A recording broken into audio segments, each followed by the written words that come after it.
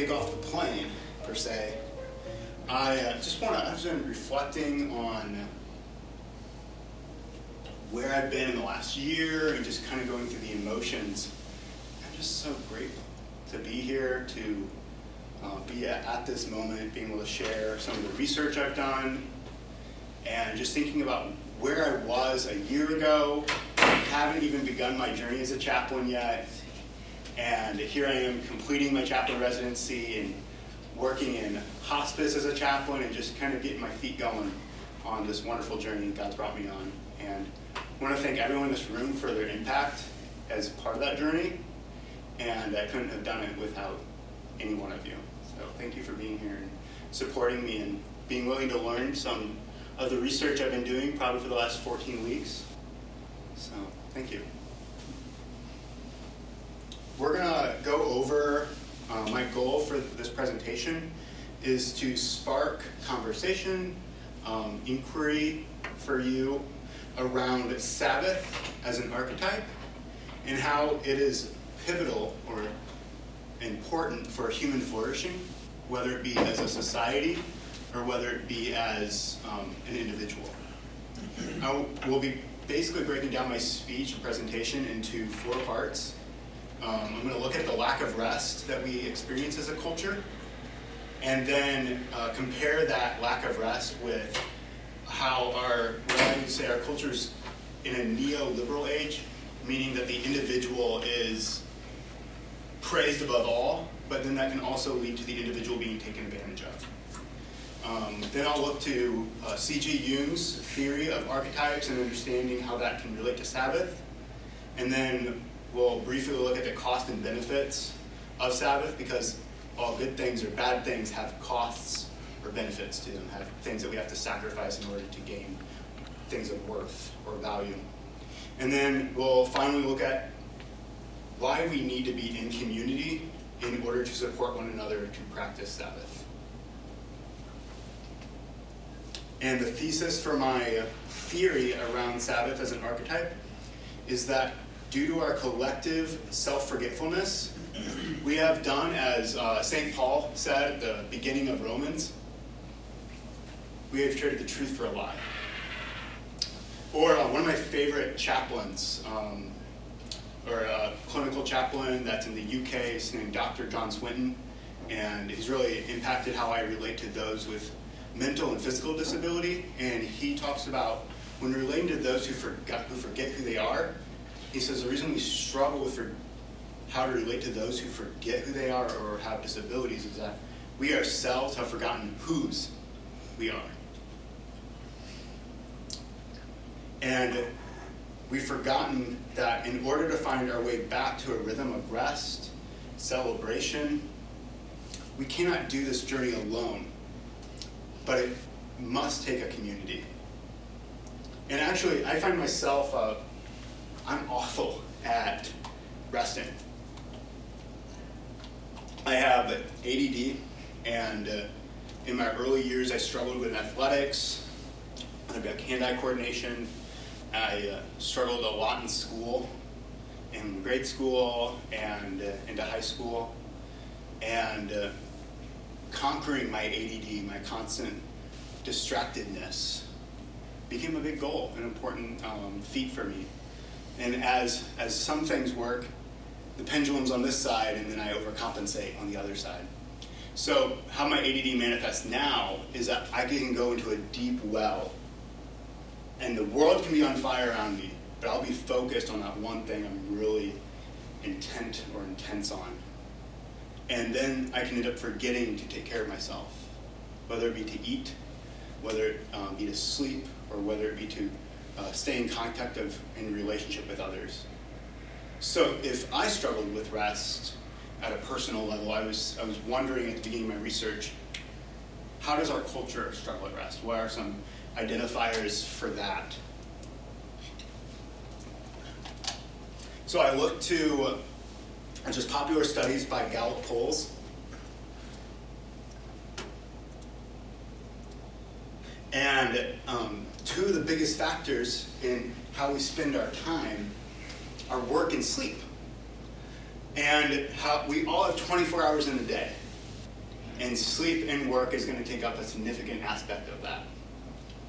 These studies were done in the years 2013 to 2014, and for the sleep study, if you look at only 3% in 1942 were getting less than 5 hours of sleep.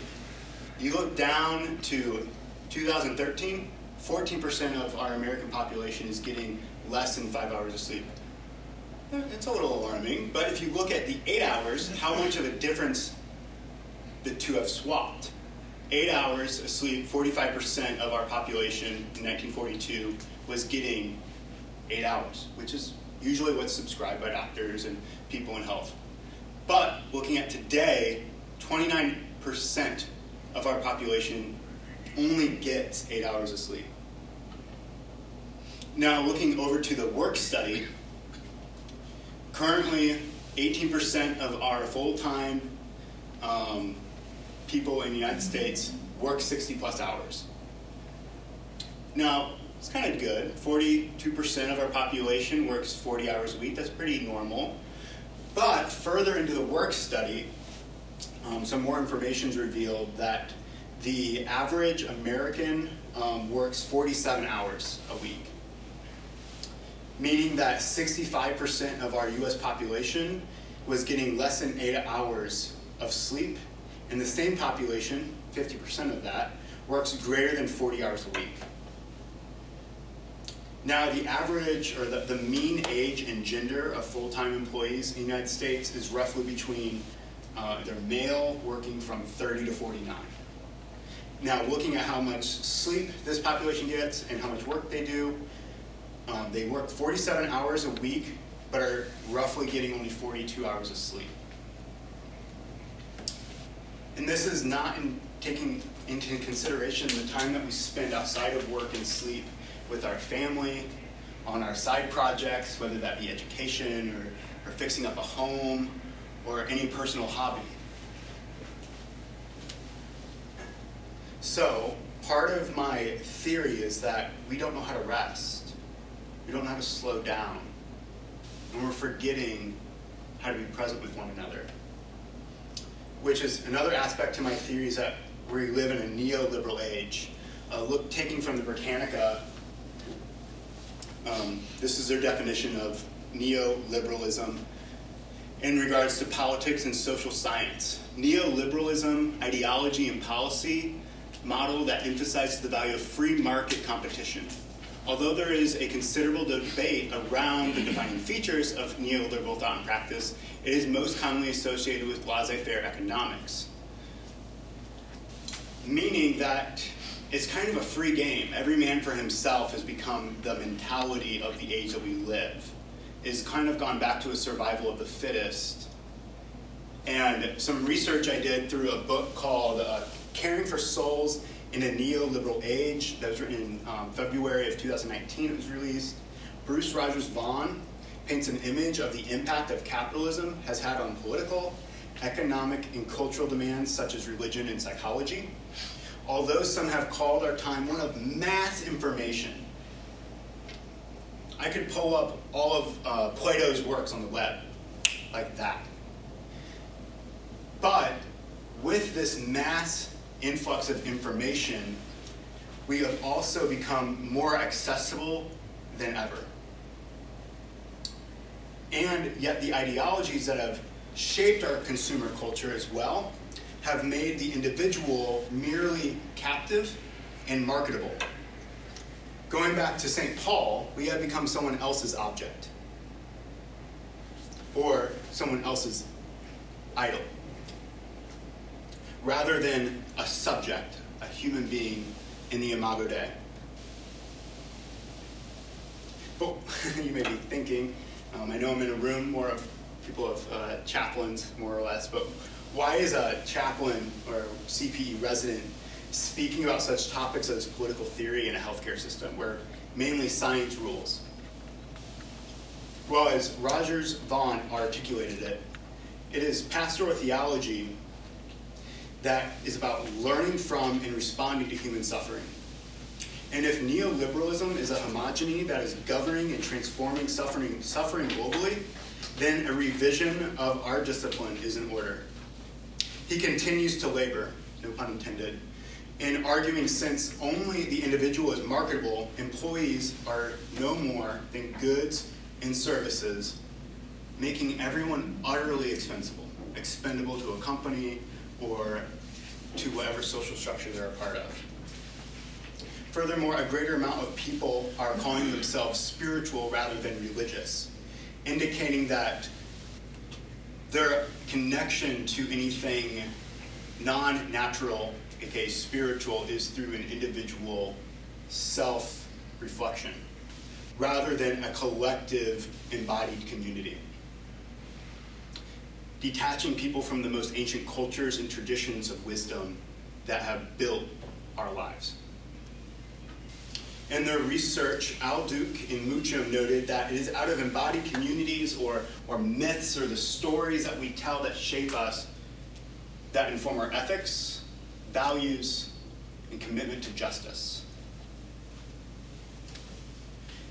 These symbols, myths that manifest in religious cultures are what Jung, CG Jung, called archetypes. Jung theorized that myths hold the keys for society and the individual's psyche-related issues. Such issues as turning people into objects rather than subjects, and being in community. But before moving into a space to talk about Sabbath as archetype, I want to just briefly touch on what is an archetype and how does it relate to Sabbath. So to first talk about archetype, I have to talk about CG Jung, because he may be unfamiliar to some people in the room. CG Jung was an up-and-coming contemporary of Freud in the early 1900s. He grew up he's actually a pastor's kid. His father was a Swiss Reformed pastor, and he was, although intrigued by spirituality, by religion, he was not really ever encouraged to explore it, whether that be by the careers that were placed before him. So he dedicated a lot of time to actually practicing medicine. He set out to be actually an MD, a doctor. And it was in this kind of experience in the early 1910s that he began having these dreams about almost like the apocalypse, and dreams of bodies upon bodies of blood and fire, and he thought he was going mad. And C.G. Jung, later in his life, compiled what's called the Red Book, which is his own analysis of myths and his own dreams and how he sees those interplaying with the culture at large. So the first dream that he interprets are his apocalyptic dreams, as if the world's going to end, and he thinks that his life is actually, he's going insane, he feels like.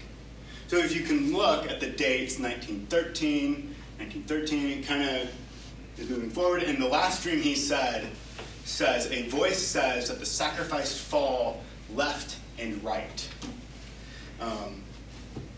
Does anyone know what happened in the summer of 1914? Anything significant that happened? One of the greatest wars that have ever crossed this earth. World War I sparked in July 28, 1914. It is this confirmation with Jung's dreams that caused him to realize he wasn't going insane, but that he was actually coming into contact with what's called the collective unconscious. The collective unconscious is this idea that all of us are connected in some way, shape, or form, both personally and at large. So the events like World War I were seeping into a message back to Carl Jung.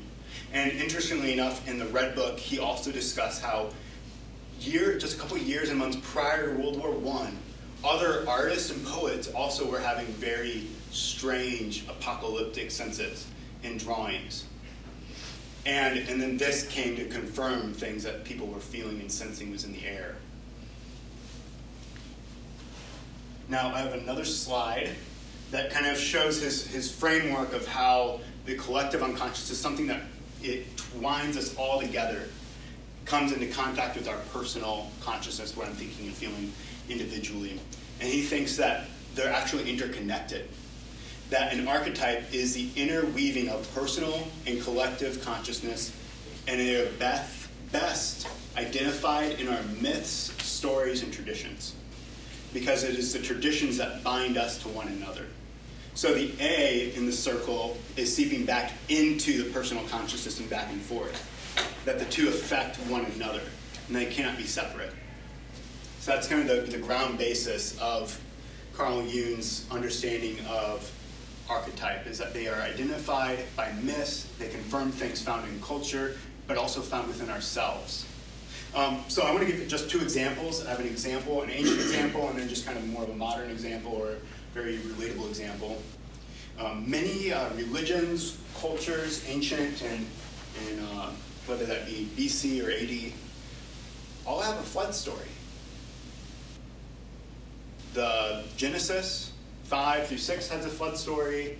The Quran, Surah 71, encapsulates a flood story, and it's a little different than the one in the Bible. But Josephus and Philo. Josephus was an ancient historian for the Roman government, and Philo was a philosopher in Alexandria, Egypt. And both of them also recaptured and retold the flood myth in a different way that's found in the Bible. But these flood myths transcend past the Mesopotamia area or ancient Near East. They're also found in China, South America, and even in Europe. So there's just something interesting about all these other cultures that have had no contact with each other, each have a story about disorder coming into order. Khan, who's a researcher and scholar, Islamic scholar, analyzed all the flood myths in the ancient Near East and China and India and South America. And in his study, he made a common outlier factor, that each story has a messianic figure who embodies and brings humanity back into order. And what causes the disorder is humanity's misalignment to its God, to its traditions, and heritage. And that's what brings about the floods, generally speaking, in each of these flood stories. But the resulting is order and peace. Now, I want to make sure I'm making things clear. I'm not saying all cultures are the same. I'm saying that they're being influenced by the same archetype of chaos and order. That there's something that transcends religion and culture about chaos and order and finding peace. I'm not saying that every story is the same or that they're completely identical, but that the idea will continue, the archetype will continue to repopulate itself in culture over time. Another very popular Jungian archetype is called mother. I think this is a great one to relate to because all of us have mothers or grandmothers. We can relate to that idea personally. But then, collectively as a culture, we also have our mothers. Catholics have Saint Mary. More polytheistic cultures have Mother God. Or Greek and Roman and Platonic and Gnostic cultures, or religions or traditions, they have what's called the God of wisdom, Sophia. Now the word Sophia in Greek means wisdom, which means in the book of Proverbs, Sophia is the word for wisdom in the Greek translation of the Old Testament, which is called the Septuagint. And in Proverbs, Sophia, or wisdom, is the one who comes alongside God in creating the universe. It's very poetic. But what I'm trying to identify here is that there's a common thread of nurturing and bringing things into order and peace and cultivation. And that's the central idea to the mother archetype, is nurturing. Things that bring nurturing that transcend upon cultures and religions.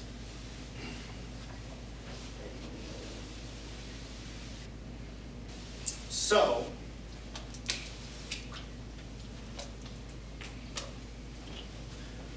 my theory is about Sabbath as an archetype which is being repressed by a neoliberal age. So, why and how come? According to Jung, archetypes will continue to originate in all religions, myth, and cultures. Listen to this quote. All researchers, he's talking about his fellow colleagues, have done much to create the one-sided attitude that those modern men who maintain such symbols belong to people of antiquity or backward modern tribes, and therefore are irrelevant to the complexities of modern life. He's talking about how people want to just cut a complete disconnection between our human heritage and our interest in the unknown and the higher power, that he's actually saying, no, this needs to be reintroduced into how we relate to one another, into science and into psychology. And then his response to this kind of rebuttal is the human mind has its own history and psyche. It retains traces left from previous stages of development, that he thinks some way that we carry with us our ancestors' memories or heritage, that it's kind of like ingrained in our DNA. So his hope is that myths, although they are currently being repressed or cut off, will continue to resurface. And just want to think about just the tragedies of modern society. We live in an age of convenience, but it can be really easy to forget some of the darkness that comes along with convenience and our modern society. Nevertheless, Dueck reports that suicides in cultures have only risen since modernity, since modern society. And it's such issues of suicide, depression, anxiety, loneliness, and actually child abuse that have only risen in modern culture. So much for progress. Was it not modern society that created the bloodiest wars of humankind? Was it not modern society that figured out ways to mass destruct, to create weapons of mass destruction? Perhaps turning backwards is not a step of regression of backward tribes in antiquity, but learning to respect one's ancestors and ancient traditions. Jung's invitation for looking to archetypes is one of exploration and transformation, i.e. the goal of all therapy, which is healing, finding peace, which Jung is not alone in thinking that archetypes or the stories that we tell hold healing power, and that it's only through reconnecting with our ancient traditions that we will experience transformation and healing. St. Maximus, as I read in Alexander Dee's journal from the Journal of Pastoral Psychology, makes a connection between personhood and Jungian pathology. For Jung was not alone in looking to archetypes as a means of healing and transformation. Desert Church Father, St. Maximus the Confessor, was a pioneer of what's called psychotherapy, along with St. John of the Cross in more post-medieval times. But St. Maximus lived in the 6th century AD. And his goal of therapy was surrounded the idea of upward development and being oneself. The idea of upward development is the orthodox theology of kolekiosis, becoming in union with God, and in process becoming in union with oneself. And that it's this way that he believed, along with Jung, that people truly transform and will find peace.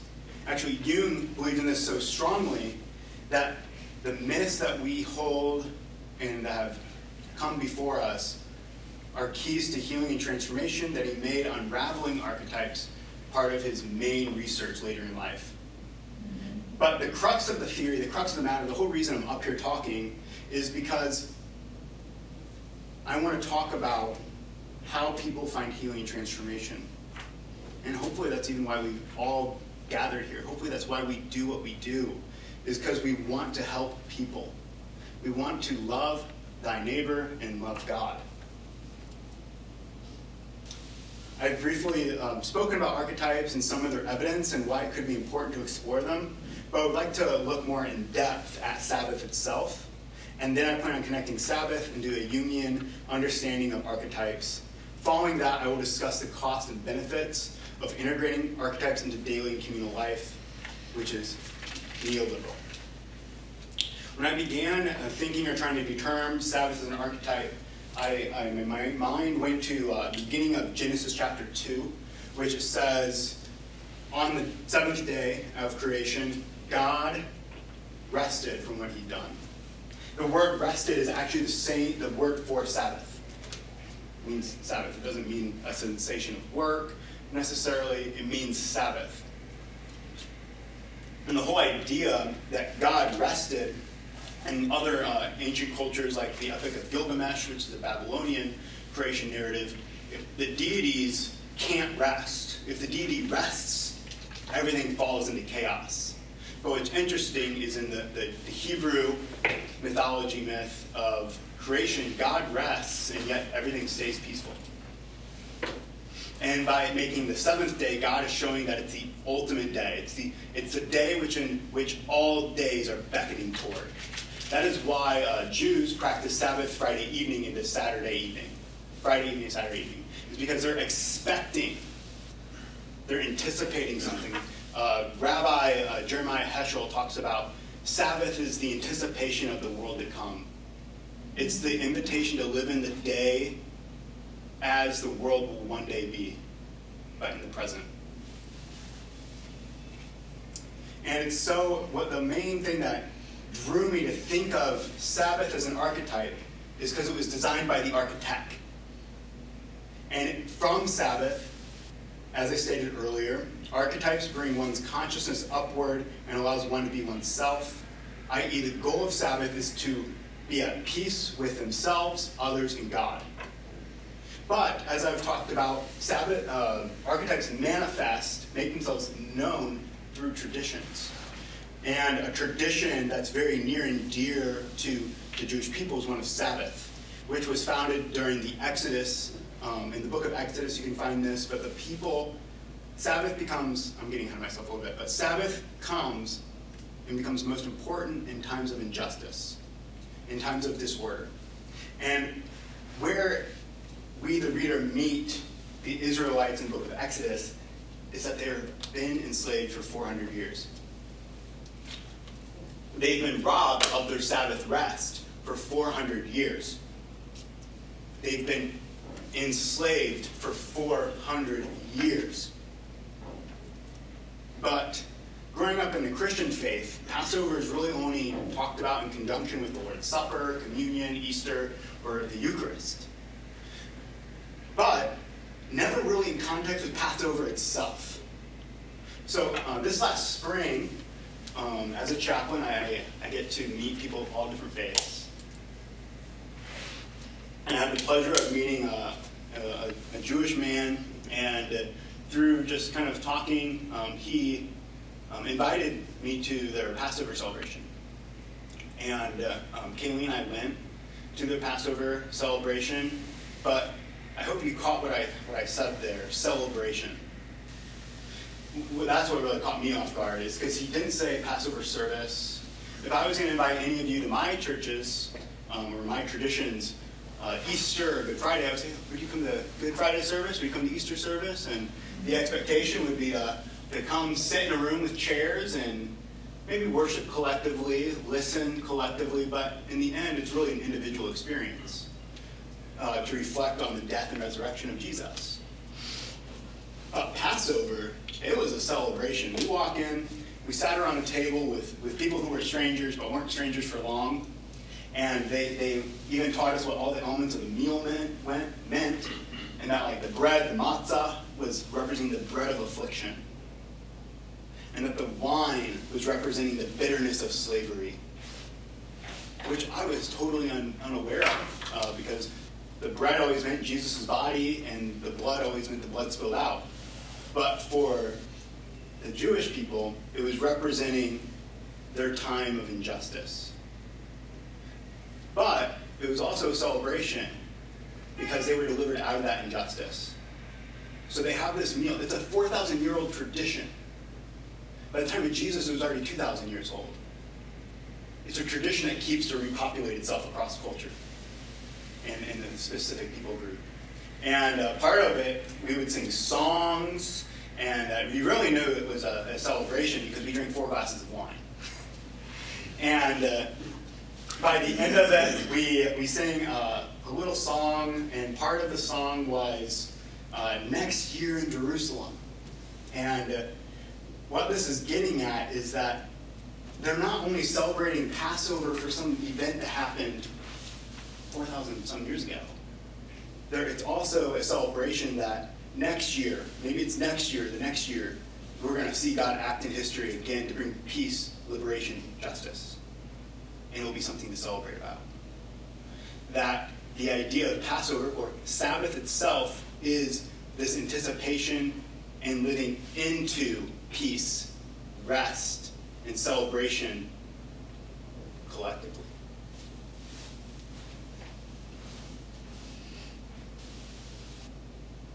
And it is the ideas of peace, rest, celebration that manifest out of the archetype of Sabbath. Again, using Jung's understanding of myths, they most manifest themselves in religious traditions. So it's no incident or no accident that after 400 years of not receiving Sabbath, the Jewish people in their Torah constructed a lot of social laws that protected people from being taken advantage of.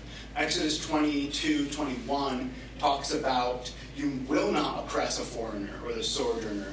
You will not make them your slave because you were slaves in Egypt. And it's out of the idea of Sabbath that the value of taking care of one another comes out and is fleshed out in the culture. That they set up parameters for people to be taken care of. But it doesn't just stop with individual laws. There's almost like a super Sabbath, which is called the Year of Jubilee, which is where debts were repaid, people were freed from slavery, bondage, given back their land. Back then, land was wealth.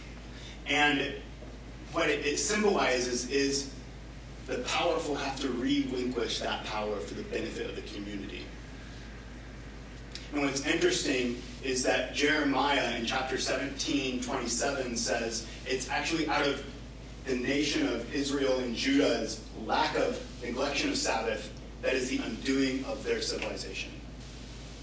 That it is the neglecting of thy neighbor, of the oppressing people, of overpopulating and over-farming and not giving the land its rest, that everything spirals back into chaos. And if Jung's correct, that has a lot to say about our society today. And to be blunt, relinquishing power may not seem fair, but it sure is just. In a study on Leviticus 25, which is where we find the Year of Jubilee, Landsby reports in the Journal of European Baptist Studies that Sabbath and Jubilee has much to say about our current environmental issues, laws regarding wealth distribution, and it also goes into debt and poverty and how to restore people. That justice isn't about just making sure people pay, but making sure people get restored. Over-farming is also depleting our lands and ourselves of fresh water. And he even goes so far to say that debt society is basically slavery.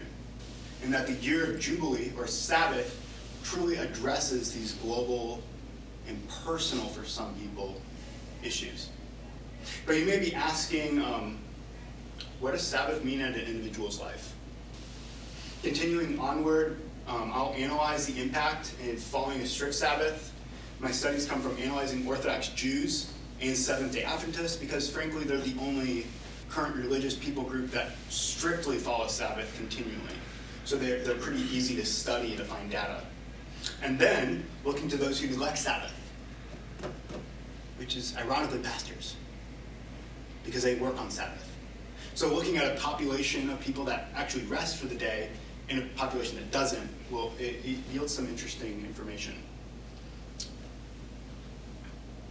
Contrary to Freud, though, who thought religion led to actually a neurosis or psychotic disability, rituals like Sabbath actually bring communities together and offer a heightened sense of connectivity to one another, as reported in Dean's and Lothwell's research on Sabbath among Orthodox Jews. In their study, they define Sabbath as resting from physical work and labor for a 24-hour period, meaning from Friday evening to Saturday evening. And it is in this time that their participants explained that they gained more time to be present with one another. That they weren't using technology to communicate, but they were using face-to-face conversation. And as reported, they said that it brought them and strengthened the depth and quality of their family and social relationships. And what's interesting is most spiritual practices I come in contact to are more about silence and solitude, but Sabbath is one that's done collectively. It can't be done in private. But there were some issues they found, some costs to the people, whether that be taking a step back from a promotion, whether that be not being able to work overtime because of their commitment to Sabbath or checking emails.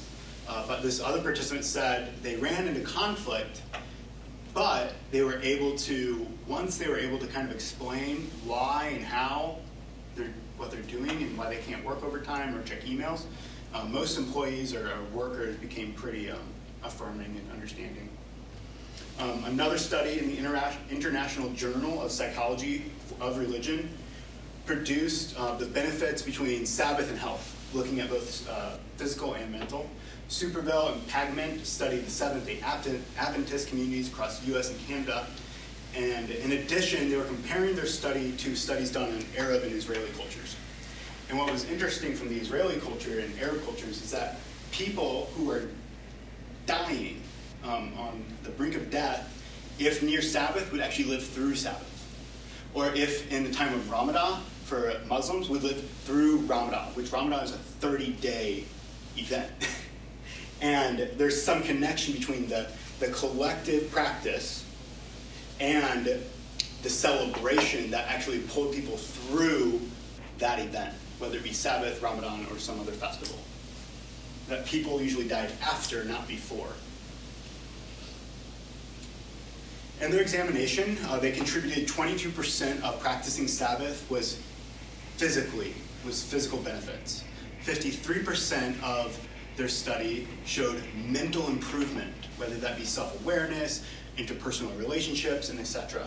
That there is an empirical difference between those who practice and do not practice Sabbath in their health and mental wellness, indicating that Sabbath can impact a community or an individual. Ironically, pastors or clergy are not as faithful or able to keep Sabbath as their congregants are able to.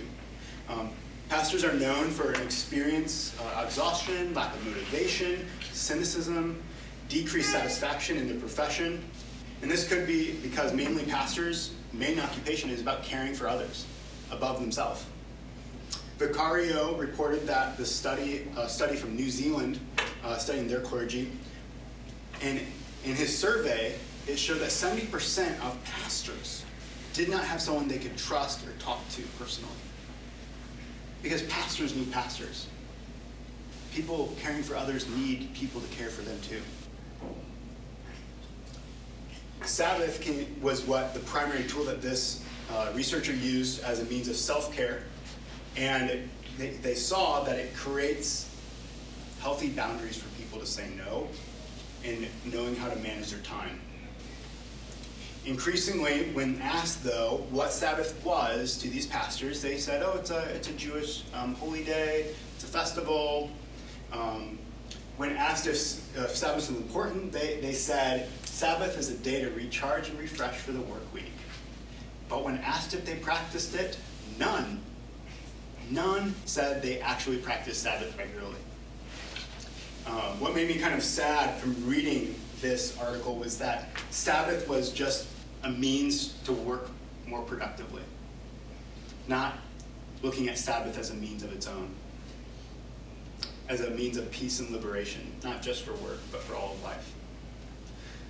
Articulating Sabbath is a contrast with work and as a means to refuel for the work week. This prioritizes the work rather than celebration.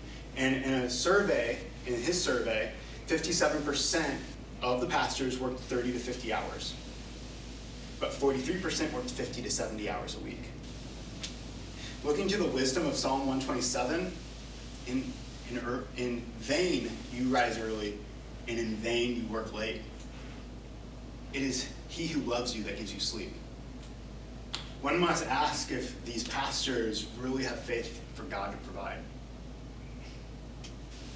That's something I experience here as a chaplain or CPE resident, is that I have to have faith that God is going to take care of that person once they get discharged. That I can't make myself their everything, I can't be their God, but I can journey with them. Because we're not only meant to work, but to live. I think, I'm just trying to articulate what John Foreman, artist for the band Switchfoot, said in his song Terminal. Some folks die in offices one day at a time. They could live 100 years, but their soul's already dying. Don't let your spirit die before your body does. He's speaking about exhaustion and work and just the unfulfillment in it. To better illustrate the need for self-care and Sabbath for pastors, Ho studied the relationship between Sabbath and health among clergy and reported data from the Pulpit and Pew research in 2002, covering over 25,000 religious leaders, and found that 76% of clergy are obese or overweight. And the ECLA in the same year did a study showing that many of their clergy were also overweight or sedentary. But in 1950, pastors or clergy were actually considered the healthiest people in a population. Maybe this is because the idea for productivity has overcrowded the need to be in a relationship with one another. To be at peace with oneself, to be at peace with others, and to be at peace with God. And I do not have time to really go in depth on whose research, even though it is extremely fascinating. But I would like to share the greatest determining factor they found that prevented people from keeping Sabbath. It was not their religious commitment. It was not their prudent planning, but merely community support. Understanding from one another that it's okay to rest. Consequently, though, religion has gone from what's the Greek word koinonia, means participation, doing things together, to monos, which means alone or isolation. As you can see in the pictures I just have above, religious fellowship with one another went from table fellowship to sitting into a movie theater. It's gone from the altar to the stage. Looking at, this is what Duke and Mucham calls insidious individualism. And that the rhythm of Sabbath is contrary to even how psychology is practiced. In their study, they look at how most psychology is focused on patient to client success rather than changing one's environment or community. To kind of just, I could talk so much more, there's so much time I don't have to speak about this, but looking briefly at just the growth in individualism across all cultures, they analyzed the growth in the personal pronoun for I versus the plural for you in culture. And they show that from 1949 to 2008, a highly collective culture like China has grown in their use of saying I versus collectively saying you 162%. America in 1949 was already above that average, so we've only grown 96% in our individualism thinking. I didn't think we really had a good start. But actually this was alarming to see that even highly collective cultures are becoming intensively more individualistic,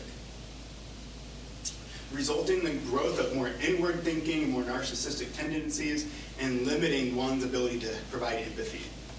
As cultures are becoming more individualistic, they become less attached to their myths and the healing and transforming power of them, such as Sabbath. Similarly, theologian Walter Brueggemann, in his book Sabbath As Resistance, says, Sabbath is not the pause that refreshes, it is the pause that transforms. Whereas Israelites were tempted away to acquiescence, Sabbath is an invitation to the receptivity and acknowledgement that what is needed is given and not seized. He's speaking about reciprocity, mutual giving, not taking. True reciprocity cannot be done by thyself, but only within community. Isaiah 55:1 says, you that thirst, go to the water. You that have no money, go buy and eat. You that drink wine and fat without money or price. It's only possible if people are willing to give. It's not just like there's a buffet out there for people who drink water, to gather food and eat. No, it's only possible if we share and give to one another. Seeing people as subjects rather than objects. So I want to just recap. I provided information pointing to our lack of rest in culture and discussed how Sabbath being an archetype and how it's expressed in the Hebrew creation story and how that is practiced in the Exodus narrative and even today in Passover, which highlights the purpose of this archetype is to celebrate peace and enact justice, not for the sake of work, but for the sake of ourselves and the community and the connection with the divine. Furthermore, we looked at some practices between Orthodox Jews and Seventh-day Adventists, between their pastors and congregation, and how their rest and neglection of that affects them, leading to a brief discussion around the rapid individualism of our world and how studies show the greatest avenue for success in Sabbath is community support, which is very contrary to our neoliberalistic society. Finally, I'd like to just provide some options and resources for you as you've come here today to what would it look like to integrate Sabbath as archetype. An ideal 24-hour rest may not be possible for you. I understand that. But Sabbath, I'm talking about the Sabbath ideal, and it's possible to practice elements of Sabbath without achieving the ideal Sabbath. Taking steps to build little rhythm could be an option for you. A simple way to have a self-care Sabbath could be to practice spending 30 to 60 minutes of the following, whether it be worship or singing, spending time with family or friends with little no phone usage. Share your time with those who you value, whether it be your parents, whether it be the elderly, whether it be people that have impacted you, making a connection to let them know that they've done that for you. Taking a nap and reading a book. Reading should be something that we do not to gain more knowledge, but to become more mindful and to quietly enjoy the hobby. Exercising gratitude, such as writing down your blessings or having a blessing jar or a gratitude jar, or rising early one day a week for meditation. Sabbath rhythm of any kind takes preparation and anticipation, learning to do less on one day of the week, whether it be not buying things, not traveling from home, not paying your bills on a certain day of the week so you can rest. But the one thing that prevents prudent planning and gets in the way of rest is usually our phone. Recently, I became so motivated from researching this that I actually just deleted Facebook and Instagram and social media from my phone. And I've been using an app called Moment to monitor and achieve goals of picking up my phone less, making sure I'm using screen time less, and I've replaced time that I would be using to mindlessly look at something to be more present with people. And also reducing the amount of time you use your phone in the morning and before bed. Before bed, it will help you get more REM sleep, and in the morning will help you become less anxious throughout the day.